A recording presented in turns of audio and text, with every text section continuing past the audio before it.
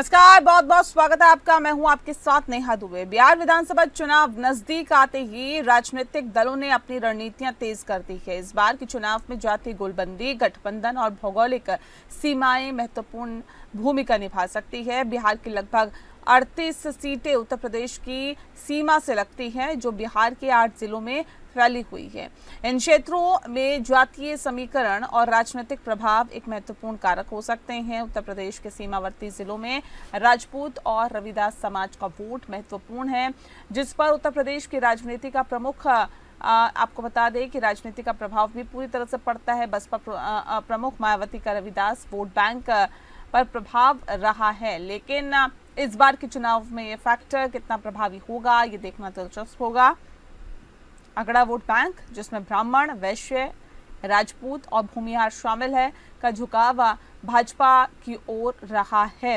हालांकि इस बार कुछ बेचैनी भी देखी जा रही है, खासकर प्रशांत किशोर के अभियान के बाद। प्रशांत किशोर के अभियान ने युवाओं में नई सोच को बढ़ाया है और साथ ही साथ उसको बढ़ावा देने की कोशिश की है, जिससे कि सवर्ण वोट में हलचल मची हुई है। ये देखना दिलचस्प होगा कि फैक्टर चुनाव में कितना प्रभाव डालता है। उत्तर प्रदेश के मुख्यमंत्री योगी आदित्यनाथ का प्रभाव बिहार के सीमावर्ती जिलों में राजपूत वोटों पर पड़ सकता है, जो भाजपा के पक्ष में वोटों के ध्रुवीकरण में महत्वपूर्ण भूमिका निभा सकते हैं। कांग्रेस ने दलित वोटों पर फोकस किया है, जो बिहार में महत्वपूर्ण हो सकते हैं। अगर दलित वोट शिफ्ट होता है तो ये कांग्रेस के लिए गेम चेंजर साबित हो सकता है।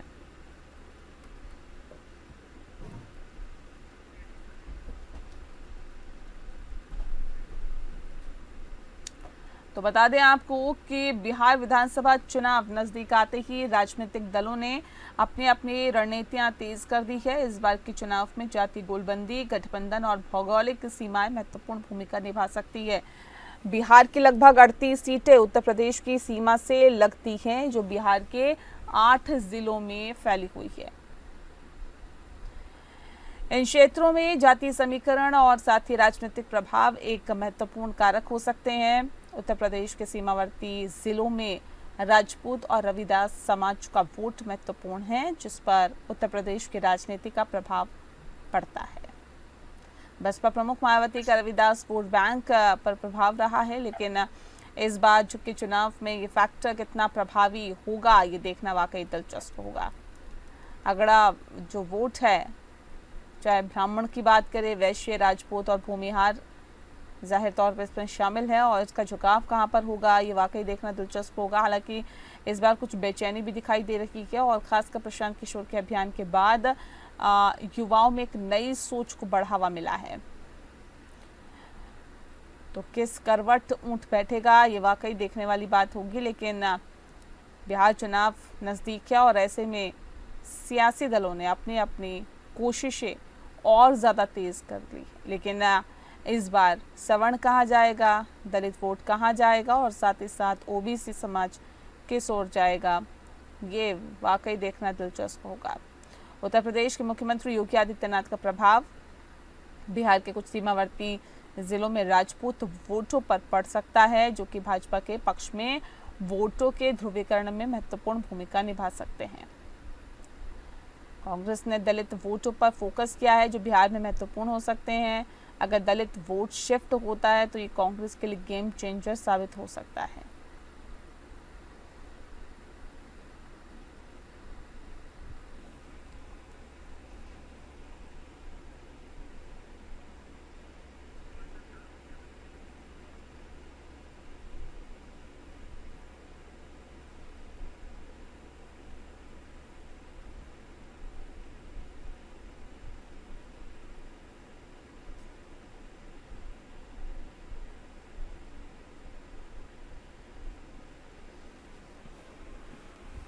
और इस विषय पर तफसील से चर्चा करेंगे। खास मेहमान हमारे साथ मौजूद है, उनसे आपका परिचय करा देते हैं। इस वक्त हमारे साथ श्याम प्रकाश जाटव जी है, प्रवक्ता है भारतीय जनता पार्टी की। बहुत बहुत स्वागत है आपका। डॉक्टर पूजा मिश्रा जी हमारे साथ है, प्रवक्ता है समाजवादी पार्टी की। बहुत स्वागत है पूजा जी आपका। आरजू खान जी हमारे साथ है, प्रवक्ता है आरजेडी की। बहुत स्वागत है आरजू जी आपका। और साथ ही रवि अरोड़ा जी हमारे साथ है, राजनीतिक विश्लेषक है। रवि जी आपका भी बहुत स्वागत है। रवि जी, इस खास कार्यक्रम की शुरुआत आपके साथ ही करते हैं। जो हालात और जो स्थितियां फिलहाल बनी हुई है, अब बिहार की अगर हम बात करें तो उत्तर प्रदेश की जो सीमा है उससे सटे हुए तकरीबन ये कहा जा सकता है कि 38 सीटें हैं। ये 38 सीटें वाकई क्या उत्तर प्रदेश की राजनीति का भी प्रभाव इस बिहार में डालेगी, और किसको कितना फायदा हो सकता है? जी बिल्कुल नेहा जी, जहां तक मैं समझता हूँ यह 38 सीटें बिहार के चुनाव में बड़ा खेला कर सकती हैं। खासकर जिस प्रकार से राजपूत समाज और हम बात करें भूमिहार के समाज की, तो कहीं ना कहीं बीजेपी से, जबकि ये सभी जो है बीजेपी के खास वोटर रहे हैं, क्या मतलब हम इसे कैडर वोटर भी समझ सकते हैं। लेकिन फिलहाल जो हालात है वहां पर, तो इसमें बदलाव देखा जा रहा था। तो इसको लेकर मुझे लगता है, क्योंकि योगी आदित्यनाथ बीजेपी का एक ऐसा बड़ा चेहरा है, शायद वो उत्तर प्रदेश में ही सीमित नहीं रहे, आज पूरे देश के अंदर एक बड़े बीजेपी के फायर ब्रांड नेता के रूप में माने जाते हैं। और मोदी जी के बाद अगर किसी का नाम लिया जाता है शायद योगी आदित्यनाथ का। तो ऐसे में इन 38 सीटों पर खासकर 8 जिले जो पड़ते हैं, जिसमें सिवान है, सारण है, भोजपुर है, पश्चिम चंपारण है, गोपालगंज है, बक्सर है, कैमूर है, रोहतास है। इन पर खास इन 38 सीटों पर अगर जो है बीजेपी जो है योगी आदित्यनाथ की, जिस प्रकार से हम आने वाले टाइम में देखेंगे रैलियों की भी लगातार जिस प्रकार से डिमांड लगातार बढ़ी है। और खासकर योगी आदित्यनाथ सिर्फ उत्तर बिहार के चुनाव की बात नहीं कर रहा मैं, देश में कहीं भी चुनाव होते हैं तो उनके जो है पब्लिक जो है इकट्ठी जो वहाँ पे आती है, उसमें यूपी बिहार के लोग बहुत ज्यादा तादाद में आते हैं। तो ऐसे में कहीं ना कहीं एक मैसेज कहीं ना कहीं इन 38 सीटों पर भाजपा देने की कोशिश करेगी, क्योंकि उनको पता है यह 38 सीटें में अधिक से अधिक प्रभाव क्योंकि उत्तर प्रदेश का रहता है। तो ऐसे वहाँ की भाषा शैली की हम बात कर ले, चाहे वहाँ का ताना बाना की बात करें, या वहाँ के जो भी वहाँ पे परंपराएं हैं, वो सभी लगभग सेम है। और वो कहीं ना कहीं उसका फायदा उत्तर प्रदेश के योगी आदित्यनाथ मुख्यमंत्री वहाँ मंच पर आते हैं, और उसका फायदा कहीं ना कहीं बीजेपी को मिल सकता है, इसमें कोई दो राय नहीं। ठीक है, मैं लौटती हूँ फिर से सर, लौटती हूँ मैं। आरजू जी देखिए, 38 सीटों पर फायदा मिल सकता है भारतीय जनता पार्टी को, खासतौर पे राजपूत समुदाय जो है वो आ सकता है भारतीय जनता पार्टी के साथ। इसे कैसे देखते हैं, क्या वाकई? हाँ। मैं आपके मार्फत में जानना चाहता हूं कि कितने दिनों से भारतीय जनता पार्टी के उत्तर प्रदेशों में सरकार है? लगभग 5 सालों से ज्यादा है ना, लगभग 5 सालों से ज्यादा है। हाँ सर, दूसरा टर्म चल रहा है। ये जितने ये जो है, ये जो 38 जो आपने बताया, जो सीट्स जो आपने बताया है, ये 38 सीटों में से कितने पे भारतीय जनता पार्टी का कब्जा है? अगर आकलन करना चाहते हैं तो करिए। अब आ जाते हैं कैमूर में, हम सबसे पहले जिला कैमूर में 4 सीटें हैं। भभुआ विधानसभा है, चैनपुर विधानसभा है, रामगढ़ विधानसभा है, और ये क्या बोलते हैं खुद मोहनिया विधानसभा है। 4 में से 3 पे राष्ट्रीय जनता दल का कब्जा है। वो अलग बात है कि वो भगौड़े 2 जो है हमारे विधायक जो हैं, उनको भारतीय जनता पार्टी ने प्रलोभन देके अभी उसको लोकसभा इलेक्शन लड़ाने की बात कही थी, लेकिन लोकसभा में टिकट भी नहीं दिया। अब वो मारे फिर रहे हैं, दर बदर की ठोकरें खा रहे हैं। जो चौथा जो सीट था चैनपुर का, उस पे बहुजन समाज पार्टी और इसका अलायंस रहता है AIMIM गठबंधन का, और वहां से जो मंत्री हैं मोहम्मद जमा खान साहब, वो जीतते हैं और वो जनता दल यूनाइटेड में शिफ्ट हो जाते हैं महज 3 महीने के बाद, और अभी वो मंत्रिमंडल में है जदयू कैबिनेट के। सासाराम में आ जाइए, सासाराम में जो है उसके बाद जो फिर लोकसभा का इलेक्शन आ जाइए, बक्सर में भारतीय जनता पार्टी का कब्जा था। अश्वनी चौबे जो है वहां के मेंबर ऑफ पार्लियामेंट थे, उनको हरा के आरजेडी के जो है कद्दावर नेता माननीय सुधाकर सिंह जी अभी वहां के आपके सांसद हैं। और देखिए अभी भारतीय जनता पार्टी को सासाराम में हराया गया है, और वहां पे कांग्रेस के हमारे जो है वो सांसद हैं। तो इन सब चीजों को देख लिया जाएगा। सासाराम में ही दिनारा विधानसभा आता है, वो राष्ट्रीय जनता दल का कब्जा है वहां पे। तो ये जो सिवान छपरा सब पे बोल रही थी, ये सब पे किसका कब्जा है? किसका कब्जा है? तो ये कहना कि आदरणीय आदित्यनाथ योगी जी का बड़ा लहर है, तो सबसे पहले वो उत्तर प्रदेश की सरकार को बचा ले। अभी लोकसभा का इलेक्शन आपने देखा किस तरीके से। ठीक है, मैं लौटती हूँ सर, मैं लौटती हूँ। श्याम प्रकाश जी कह रहे हैं उत्तर प्रदेश की सरकार बचा लीजिए, बिहार की टेंशन मत लीजिए, इस बार तो बिहार में अलग ही लहर है, ये सरकार जाने वाली है। कह रहे उत्तर प्रदेश की सरकार बचा के रखिए श्याम प्रकाश जी। देखिए नेहा जी, इनफैक्ट क्या है,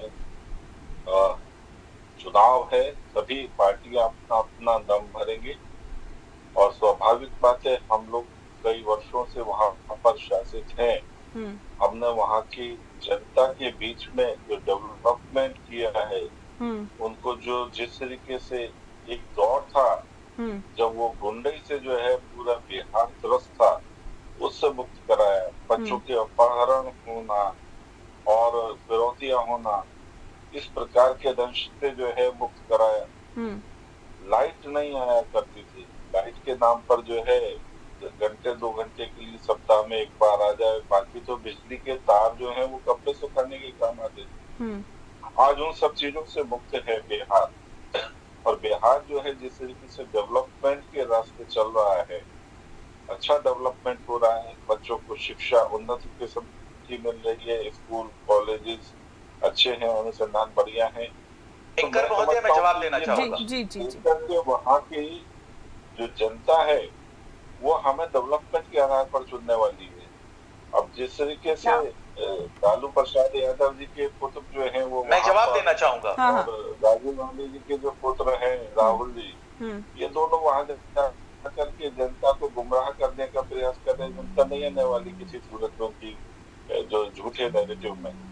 ठीक है, एक आध 2 सीटें जो कांग्रेस की आ भी जाती है तो व्यक्तिगत जो नेता है उसके आधार। मैं जवाब देना चाहूंगा। हाँ, मैं आ रही हूँ मैं जवाब देना चाहूंगा। ठीक है शांत प्रकाश जी, मैं लौटती हूँ, मैं फिर लौटती हूँ। देखिए जवाब दे रहे हैं, फिर मैं वापस पूजा जी का भी रुक करूंगी। जल्दी से आरजू जी। सबसे पहले तो ये बैठ के आपके चैनल के ऊपर झूठ फैला रहे हैं। अब ये बताएं कि भारतीय जनता पार्टी झूठ बोल रही है या भारत सरकार का डेटा झूठ बोल रहा है। इन्होंने कहा कि मर्डर होते थे, मालूम है 2005 से लेकर 2022 तक का एनसीआरबी का डेटा है। 60,000 बिहारियों की हत्या हो चुकी है, 25,000 महिला और बच्चियों के साथ बलात्कार हो चुके हैं, जबकि सिर्फ 2022 तक का डेटा एनसीआरबी का। और जब 1990 से 2005 नीचे देखिएगा ना, आप हमसे ज्यादा आगे निकल चुके हैं, जबकि 2025 तक का डेटा नहीं है। हम संयुक्त झारखंड हमारे साथ था। और आप बात करते हैं कि हमने बिजली दिया है। आपको पता है पूरे देश में सबसे ज्यादा बिजली दर यूनिट कहां थी? बिहार प्रदेश में थी। इसीलिए हमने महागठबंधन की सरकार ने कहा था कि जब हमारी सरकार आएगी 200 यूनिट बिजली फ्री देंगे। आपने हमारे विजन को चुरा के 125 यूनिट बिजली फ्री किया। आप शिक्षा पे बात कर रहे थे, फिर आप भ्रम फैला रहे थे। मालूम है देश में जितने भी राज्य हैं उन सभी राज्यों में सबसे अगर कोई शिक्षा के क्षेत्र में अगर पिछड़ा राज्य है, अशिक्षित राज्य है, तो वो बिहार प्रदेश है। आपको पता है सबसे ज्यादा हाई स्कूल में बच्चा जाते जाते ड्रॉप आउट कर जाता है, यानी स्कूल की पढ़ाई छोड़ देता है, वो बिहार है। आपको पता है कि इंटरमीडिएट में 12 से 13 लाख बच्चे हर साल एग्जामिनेशन देते हैं, तैयारी करते हैं, पास होते हैं। और सिर्फ बिहार सरकार के पास सिर्फ 6 लाख सीट है। 7 लाख बच्चे दूसरे स्टेट में जाते हैं, पलायन करते हैं शिक्षा के लिए। तो ये झूठ और प्रोपगंडा मत फैलाइए। भारत सरकार के आंकड़े को मैं कोट कर रहा हूं। ठीक है, मैं फिर लौटती हूँ। पूजा जी देखिए कितना फर्क पड़ेगा उत्तर प्रदेश में। आ रही शांत प्रकाश जी, 1 सेकंड में आ रही हूँ। मैं पूजा जी का रुख कर लूं, काफी देर से हमारे साथ जुड़े हुए हैं। पूजा जी, कितना असर पड़ेगा उत्तर प्रदेश की राजनीति का बिहार के चुनाव में? आपको नमस्कार नेहा जी, और साथी प्रवक्ताओं को भी नमस्कार। पहली बात तो जो भाजपा के प्रवक्ता कह रहे थे कि वहाँ पे जो है गुंडा राज खत्म कर दिया हुआ है। हॉस्पिटल में सीसीटीवी कैमरे के नाक के नीचे जा करके वो सारी वीडियोस हम सब ने देखे हैं, और ये बहुत पुरानी बात भी नहीं है, आपके चैनल ने भी दिखाया होगा। अब आप कहती है कि कितना असर पड़ेगा। आप देखिए उत्तर प्रदेश में कौन सा असर पड़ रहा है। इनके यहाँ पे द्वंद मचा हुआ है कि माननीय मुख्यमंत्री जी लाठीचार्ज कराएंगे, डिप्टी सीएम जाकर के मिलेंगे। अगर माननीय मुख्यमंत्री जी का वहाँ इम्पैक्ट पड़ेगा तो यही पड़ेगा कि वहाँ पे दो फाड़ हो जाएगा। और भाजपा से पहले तो ध्यान रख ले कि आप राज नहीं करते चले आ रहे हैं बिहार पे, ये नीतीश कुमार की मेहरबानी है। वो इतना पलटे हैं आपके साथ में, आपके जो सरकारी मशीनरीज है उसकी मेहरबानी है। उस मेहरबानी से आपने जो है उनके ऊपर धनों की वर्षा की ना, जब आपने जो चालू किया कि पहले आप नायडू को, नीतीश स्टेट को ही सारे के सारे फंड एलोकेट कर दिए, तो ये उन सब की मेहरबानी है कि आप गठबंधन में रह करके वहां सरकार बना करके रखे हुए हैं। और ये बात सही है, मैं एग्री करूंगी कि माननीय मुख्यमंत्री उत्तर प्रदेश जो है दूसरी बार मुख्यमंत्री है उत्तर प्रदेश में, और बिहार से लगा हुआ ही जो है स्टेट है उत्तर प्रदेश। अगर इतना ही इम्पैक्ट पड़ रहा होता तो पड़ गया होता ना। बीजेपी को सीटें मिल गई होती ना। आपको पता है कि वहां पे सीटें किसके ज्यादा है, बीजेपी को विधानसभा में कितनी सीटें मिली हुई थी। तो अब जब इतने समय से सीट नहीं मिल पाई हुई है, तो अब वहां पे भी अगर माननीय मुख्यमंत्री जी का उत्तर प्रदेश का कोई इम्पैक्ट पड़ने वाला है नेहा जी, तो यही पड़ेगा कि वहां पे भी दिल्ली अलग होगी, बिहार अलग होगी। बिहार, पटना से दिल्ली, दिल्ली से पटना, ये सारी चीजें वहां पे भी देखने को आपको हो सकता है चुनाव से पहले ही मिल जाए अगर माननीय मुख्यमंत्री योगी आदित्यनाथ वहां जाते हैं। और माननीय मुख्यमंत्री योगी आदित्यनाथ जैसे लोगों की कमी नहीं है बिहार में, इनके प्रदीप है अररिया के, गिरिराज सिंह भी तो गए ना वहां पे। जो भाषा माननीय मुख्यमंत्री बोलते हैं वही भाषा तो वो लोग बोलते हैं। अगर उस भाषा से इम्पैक्ट पड़ रहा होता तो पढ़ क्या होता आज तक, लेकिन नहीं पढ़ा ना, और आगे भी नहीं पड़ेगा, क्योंकि ये जो चुनाव भी चल रहा है बिहार का, ये चुनाव की लड़ाई तो चल रही है, वो चल रही संविधान की लड़ाई। थोड़ा सा जातीय समीकरण समझाने की कोशिश करें। ये जो बिहार के जो सीमावर्ती जो जिले हैं, जिन 38 सीटों की हम बात करते हैं, इसके जातीय समीकरण क्या कहते हैं? जी बिल्कुल नेहा जी, मैं समझता हूँ कि ब्राह्मण, वैश्य, राजपूत और भूमिहार और उसके अलावा दलित वोट बैंक मेन भूमिका निभा सकता है। खासकर राजपूत और दलित वोट बैंक और खासकर भूमिहार, इनको लेकर के एक असमंजस की स्थिति जो थी, क्योंकि दलित वोट बैंक जो था वो कहीं ना कहीं मायावती के पास हम अच्छा वहाँ पे वर्चस्व बनाया था। सबसे बड़ी बात यह है कि जबकि समाजवादी पार्टी ने भी कई बार कोशिश की बिहार चुनावों में, लेकिन कुछ खास सफलता नहीं मिली थी। लेकिन बसपा का एक अच्छा खासा वोट बैंक था। लेकिन जिस प्रकार से इस बार लोकसभा चुनावों की हम बात करें या पिछले कुछ समय से मायावती जिस प्रकार से दलित वोट बैंक पर पकड़ ढीली होती जा रही है, तो ऐसे में इस बार भाजपा की पूरी तैयारी है, पूरी गोलबंदी हो रही है। और खासकर सिर्फ अगर ही नहीं, दलित वोट बैंक के साथ मिलकर कहीं ना कहीं एक नई भूमिका में इस बार भाजपा आने की कोशिश करेगी। वहीं मैं समझ रहा हूँ कि जिस प्रकार से अभी मैं राष्ट्रीय जनता दल के प्रवक्ता को सुन रहा था, तो उन्होंने वहाँ पे अपराध की बात कही, बिहार के एंटी इनकम्बेंसी का कोई फैक्टर नहीं होगा? जी बिल्कुल, देखिए 20 साल का राज हो चुका है, लेकिन 20 साल के राज के बावजूद अगर देखिए 20 साल तक शासन अगर वहाँ पे जो है जिस प्रकार से नीतीश कुमार जी ने किया है, तो मुझे लगता है ये बहुत बड़ा टाइम है। एंटी इनकम्बेंसी तो 5 साल में आ जाती है। लेकिन सच्चाई ये भी है कि जिस प्रकार से मैं वही बात आपके सामने रखने जा रहा था कि जो अपराध की बात होती है, जो एनसीआरबी के रिकॉर्ड की बात हो रही है, आज ये 2005 के बाद एनसीआरबी के पास रिकॉर्ड पहुंचा है। तो सच्चाई ये है, उससे पहले एफआईआर ही दर्ज नहीं हुआ करती थी, उससे पहले अधिकारियों की इतनी हिम्मत नहीं थी। आरजू जी, ये तो देखिए राजनीतिक विश्लेषक है, भारतीय जनता पार्टी के प्रवक्ता भी नहीं है। जवाब दीजिए जल्दी से। तो मैं जो बोल रहा हूँ, तो आप इस बात को समझना, उस बात के बिहार के लोगों ने समझा, इसीलिए 20 साल तक नीतीश कुमार ने शासन किया। अगर इतना ही अच्छा ट्रैक रिकॉर्ड था, तो मैं जवाब देना चाहता हूँ, मैं जवाब देना चाहता हूँ। बनवास आप काट रहे हैं। ठीक है आरजू जी जल्दी से। देखिए सबसे बड़ी चीज क्या है ना कि बेशर्मी के साथ अगर कोई सियासत करता है तो उसका नाम है भारतीय जनता पार्टी। अब मैं आपको बताता हूं कैसे। अनंत सिंह को जानती हैं आप कौन है? आनंद मोहन को जानती हैं कौन है? जिसको कानून में बदलाव करके बिहार सरकार ने उनको जेल से बाहर किया। अनंत सिंह कौन है? जो 200 राउंड गोलियां चलाते हैं AK-47 से, और जितने भी देश के पत्रकार हैं उनसे फाइट देते हैं 2 दिनों तक। वो तो डॉक्टर भीमराव अंबेडकर क्या देन है कि एक ऐसा संविधान दिया कि उसके मजबूरी की वजह से उसको अपने आप जाके सरेंडर करना पड़ा। तो ये है भारत बिहार सरकार की निकम्मी और नाकारा सरकार। जो अपराधी है वो सब भारतीय जनता पार्टी में, और जो जनता दल यूनाइटेड में अभी फिर उनके बेटे को टिकट भी मिलने जा रहे हैं। तो ये कहते हैं कि रिकॉर्ड्स नहीं होते हैं। अब मैं बताता हूं कैसे रिकॉर्ड नहीं होते हैं। गोपाल खेमका मर्डर हत्याकांड उनके बेटे का 2018 में हुआ था। 2018 में हुआ था। उनके बेटे की हत्या हुई थी हाजीपुर में 2025 में। ये कौन सा लॉ एंड ऑर्डर था? स्मार्ट थाना के बगल में, महज पटना 500 मीटर के बगल में गोपाल खेमका को 2025 में अपनी जान की आहुति देनी पड़ी। तो ये है इनका, एक हफ्ते में 100 से ज्यादा मर्डर हुए। हम क्राइम बुलेटिन निकालते हैं तो ये कहते हैं कि अपने से बनाते हैं। एनसीआरबी का डेटा कहते हैं, तो अब ये कह रहे हैं आपके जो जर्नलिस्ट साहब है कि नहीं पहले तो ये एफआईआर ही दर्ज नहीं होता है। तो मैं तो अभी बता रहा हूँ ना, बिल्कुल नहीं आप ऐसा नहीं सुनिए ना। अरे देश की मीडिया का स्तर कितना है और कौन पत्रकार कितना सच बोलता है वो लिस्ट में पता चल गया। नहीं वो लिस्ट में पता चल गया है सर, वो लिस्ट में पता चल गया है। इसीलिए देश की जनता आपको नकारती है, आपको समझना होगा। देश की जनता ने हमको नहीं नकारा है। Leader of opposition Tejashwi Prasad Yadav है, बिहार की सबसे बड़ी पार्टी, बिहार की सबसे बड़ी पार्टी जो राष्ट्रीय जनता दल है। नहीं आपके रहमत करम पे नहीं है, जनता के जनादेश का हम अपमान नहीं करते हैं, नहीं करते हैं जनता के जनादेश का अपमान। सुन लीजिए, सबसे बड़ी पार्टी बिहार में कई सालों से 2010 को छोड़ दिया जाए तो राष्ट्रीय जनता दल है, और ये जनता का जनादेश का सम्मान करते हैं। 42 नंबर सीट के पार्टी वाले हल्की पलटी बिहार के मुख्यमंत्री नहीं बनते हैं। और विश्व की सबसे बड़ी पार्टी, सुन लीजिए सर ना, और विश्व की सबसे बड़ी पार्टी भारतीय जनता पार्टी आज 20 सालों से बैसाखी के सहारा पे है। भारतीय जनता पार्टी, और आज तक उसका सीएम फेस नहीं है बिहार प्रदेश में। इस चीज को जानिए। और जो आप बोल रहे हैं, देखिए ये तो है कि पिछली बार भी बहुत ही कम, ठीक है, बहुत ही कम दूरी थी सत्ता तक पहुंचने में। आरजू जी एक सेकंड रुकिए ना प्लीज, ऐसे नहीं बोलते ही नहीं जाना है सर, सबकी बारी आने दीजिए। आरजू खान जी प्लीज, इस तरह से नहीं। बता रहा हूँ ना, मैं बता रहा हूँ, सुन लीजिए। क्या आप सत्ता में आ पाएंगे? आपको क्या लगता है नीतीश कुमार जी क्या है जी? अचेत मुख्यमंत्री, वो उनके तरफ से ऑफर आ रहे हैं, हम ना कह रहे हैं।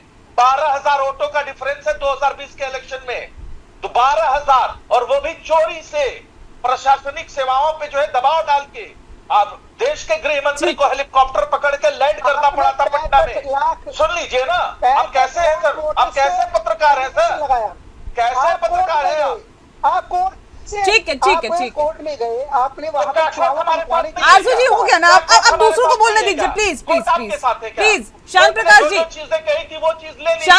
देखिए इस बात को तो मानना होगा ना कि लार्जेस्ट पार्टी तो आरजेडी ही थी। वो तो एक अलग चीज है कि आप लोगों ने गठबंधन के साथ चुनाव लड़ा, सरकार बना ली। हालांकि बीच में जो हेरफेर हुआ वो भी जनता ने देखा। बीच में जो हेरफेर हुआ, आपके साथी पलटी मार के चले गए, वहां सरकार बन गई, फिर वो तमाम बड़े वायदे करने लगे, दावे करने लगे, जी हमने तो रोजगार दिया, ये दिया, वो दिया, ऐसे किया। लेकिन अब सवाल इसी बात को लेकर है कि जनता का जो जनादेश है उसको तो नकारा नहीं जा सकता ना, कि लार्जेस्ट पार्टी तो देखिए वही थी ना। सिर्फ इलेक्शन प्लीज नहीं, देखिए एक अच्छा प्रवक्ता, एक अच्छा श्रोता भी होता है, प्लीज उसका भी थोड़ा सा परिचय दीजिए। ठीक है, एक चारा चोर का प्रवक्ता यहाँ पर सारी दुनिया को चोर घोषित कर रहा है। खुद सजा याफ्ता लालू प्रसाद यादव को वोट चोर मत बोलिए, अभी हाय तौबा करने लगेंगे। ये कुछ भी बोले। तेजस्वी यादव जो खुद नबी पास है, और ये शिक्षा पर इतनी बड़ी, ये चौथी फेल के प्रवक्ता हमको बात करेंगे। चौथी फेल प्रधानमंत्री के प्रवक्ता शिक्षा पे बात कर रहे हैं। अरे फर्जी एनकाउंटर में कौन जेल गया था? देश का गृह मंत्री। दाढ़ी पाल किसको किया गया था? नहीं, आप सुन लो ना। अरे चौथी फेल है प्रधानमंत्री, चौथी फेल है। आप सुनो ना, शराब से फर्जी एनकाउंटर में गृह मंत्री जेल में रहे, नहीं समझ में आया? प्रवचन नहीं दोगे? सम्राट चौधरी की जो डिग्री है ना वो फर्जी है, उसको जेल में होना चाहिए। इंटरमीडिएट पास नहीं है, उसको डिप्टी सीएम बनाया है। अरे देश के चौथी फेल प्रधानमंत्री को गद्दी पर बैठा के आप प्रवचन दे रहे हो शिक्षा पे, आप शिक्षा पे प्रवचन दे रहे हो। चलिए मैं कार्यक्रम के आखिरी पड़ाव में, मुझे एक आखिरी कमेंट जल्दी से। नहीं प्लीज ऐसे नहीं। आप शिक्षा पे प्रवचन दे रहे हो, नहीं आप शिक्षा पे प्रवचन दे रहे हैं।